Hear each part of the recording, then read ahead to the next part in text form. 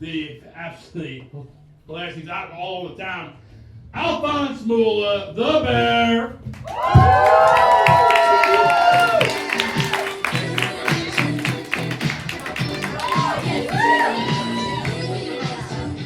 Make some noise for Luke. Make some noise for Adrian, who organized that all. Welcome. I got something today, and I want to bring that up. It's a little message. Who is the cute German bear, dressing like a Midwesterner, breathing loudly and telling jokes? That's me. Well, first of all, I had to ask my husband, who actually had yesterday birthday, so maybe some more noise for him. Hey babe, am I breathing so loud? And he just said, I can't hear you breathing so loud. So that's branding, heavy breathing comedy now. I like to start a little bit different, normally with a quote. And today's quote is, in jedem Anfang liegt ein Zauber, by Hermann Hesse, a German author. Which translates to, in every beginning there's some magic. And we are back to our topic today. That's true, mostly. There's one exception. If anyone is inviting you to the flower zone, there's not a lot of magic in there. Normally, especially all the men I brought into multiple sex partner life, they remember that for years. Everyone is nagging me. Really disturbing. Could we set up the rule? If there's not a hallmark, wow, I'm beatboxing. If there's not a hallmark card, it's not worth to talk about that. It's cringy. Also, to everyone in the chat, and yeah, getting a little bit distracted, all the 40 plus virgins who try to hit me up, that is not a good selling proposition, you know? If you're over 40 and still virgin, you're really bad at gaying. Also, this invite is gaslighting into therapy. Someone participating will cry before, in the middle, or after, and we all know tears are no lube. Yeah. But yeah, I got distracted. Let's talk about the elephant in the room. The big, hairy, a little bit overweight elephant. Let's talk about the mammoth scene. That's what I wanted to name the gay bear scene. Because, you know, big, hairy animals with long trunks. I think that fits. Till I met the first 100 and I recognized not everyone has a long trunk. Yeah, and then I thought, well, maybe another name could be Bigfoot. Socially awkward animals who are a little bit lonely. But no, everyone decided, let's name it the bear scene. I don't know. Oh, let's do some crowd work. I learned this week 6 of 7 women would run either to a white bear instead to a man they don't know. Is that true, female presenting persons in the room? Yes. Cool. Look around. Are bears here? Are there some people who identify as bears? Yeah, they are there. So you can also hook up afterwards. That's all stuff I didn't know. And yeah, I'm still beatboxing. I don't know. What am I doing wrong? Let's make it gay. That's all I didn't do when I grew up in the Bavarian Alps. I grew up actually in the Sound of Music background. In a time where actually HIV and AIDS was ravaging through the gay scenes. And I'm part of a generation of gay men who are allowed to live now after this pandemic, who, yeah, didn't die on an STD, which is crazy. Just a fun fact, PrEP is only 12 years old.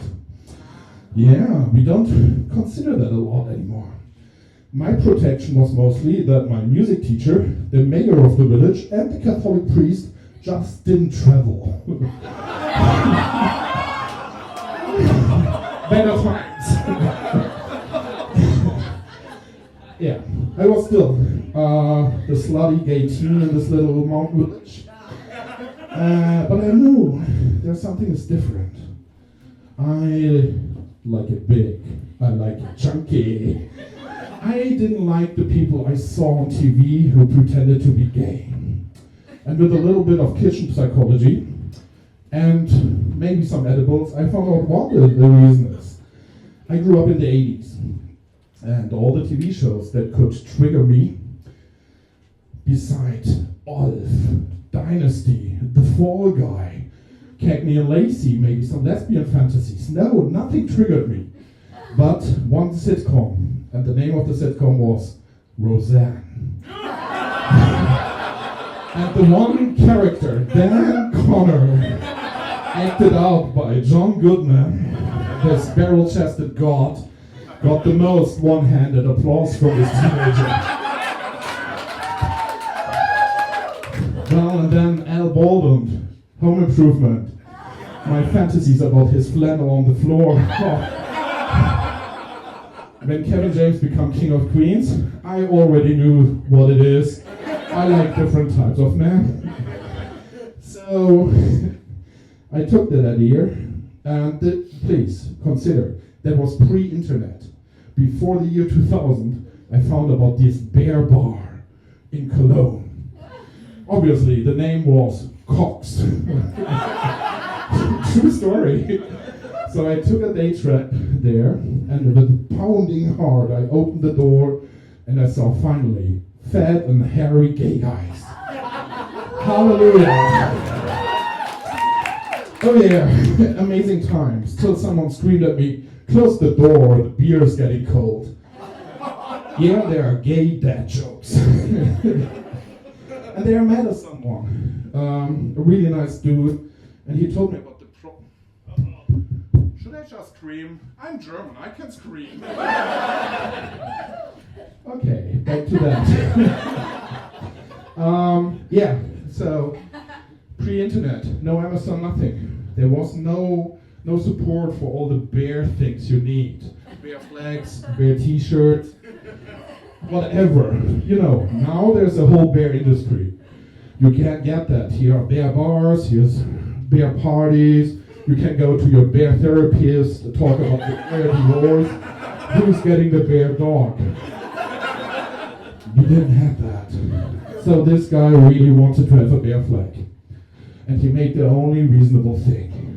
He started to, and this is a very difficult word for me as a migrant, he started to crochet it. 7 feet by 3 feet. Do you imagine how much wool is in woohoo? Let's make it silent.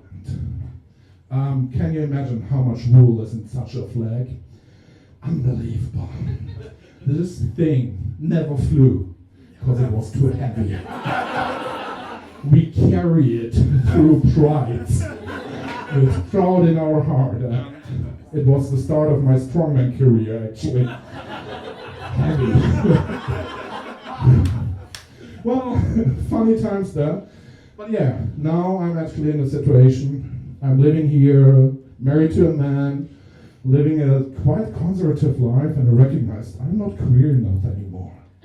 There's so many young hotties coming up who are just sliding through the sex and gender spectrum like ice skaters. I'm not doing that. For example, I have a wonderful gym here in Chicago. It's perfectly equipped and everything I need, even for the fun sports I do, 24/7, pricely moderate.